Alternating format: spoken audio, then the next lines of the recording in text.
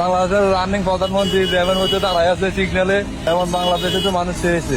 প্রধানমন্ত্রী তারেক রহমান বাংলাদেশের রাজনীতিতে এক নতুন দৃষ্টান্ত স্থাপন করেছেন। অতীতে ভিআইপি মুভমেন্টের নামে ঘণ্টার পর ঘণ্টা রাস্তা বন্ধ করে রাখা, পুলিশের কঠোর নিরাপত্তা বলয়, সাধারণ মানুষের দুর্ভোগ এসব ছিল প্রধানমন্ত্রী বা উচ্চপদস্থ নেতাদের চলাচলের স্বাভাবিক চিত্র।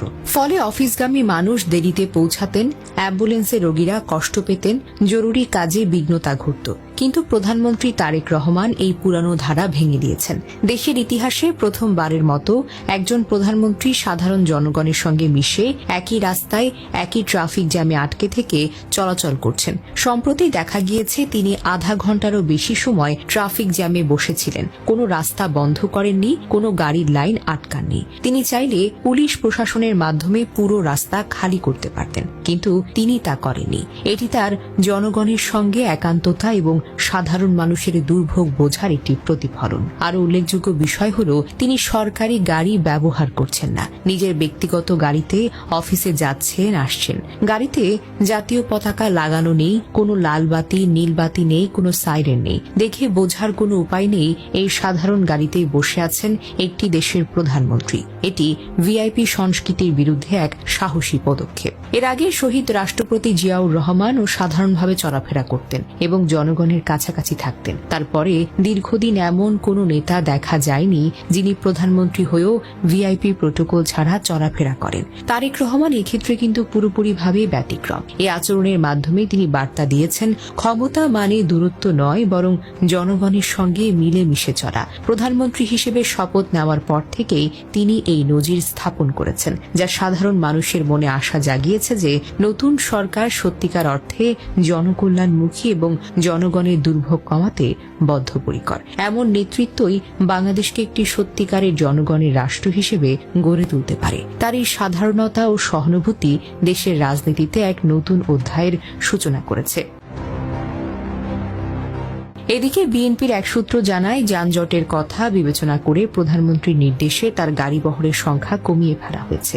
এতদিন প্রধানমন্ত্রীর গাড়িবহরের সংখ্যা ছিল 13 থেকে 14টি, সেটা কমিয়ে হয়েছে 4টি। প্রধানমন্ত্রী পতাকাবিহীন গাড়ি ব্যবহার করছেন, তবে রাষ্ট্রীয় অনুষ্ঠান অথবা বিদেশি মেহমানদের সফর উপলক্ষে প্রধানমন্ত্রীর গাড়িতে পতাকা ব্যবহৃত হবে বলে জানা গেছে। প্রধানমন্ত্রী এখন থেকে মন্ত্রিসভার বৈঠক সচিবালয়ে করার সিদ্ধান্ত নিয়েছেন, কারণ প্রধানমন্ত্রীর কার্যালয়ে মন্ত্রিসভার বৈঠক হলে সব মন্ত্রীদের সচিবালয় থেকে একটা জট সৃষ্টি হয়। ভিআইপি চলাচলে সাধারণ মানুষ ভোগান্তির মুখে পড়ে। সেসব কথা বিবেচনা করে প্রধানমন্ত্রী সচিবালয়ে বেশিরভাগ সময়ে মন্ত্রিসভার বৈঠক করার সিদ্ধান্ত নিয়েছেন। রাজধানীতে প্রধানমন্ত্রীর যাত্রাপথে সড়কের দুই ধারে পোশাকধারী পুলিশের অবস্থানের যে বিধান, তা বন্ধ করার জন্য সংশ্লিষ্ট মন্ত্রণালয়কে প্রধানমন্ত্রী নির্দেশ দিয়েছেন। সকালে গুলশানের বাসা থেকে নিজের সাদা টয়োটা গাড়িতে চড়ে প্রধানমন্ত্রী তারেক রহমান সাভার জাতীয় স্মৃতিসৌধে যান এবং শহীদদের প্রতি শ্রদ্ধা নিবেদন করেন। এই সময় তার গাড়িবহরের সংখ্যা কম ছিল।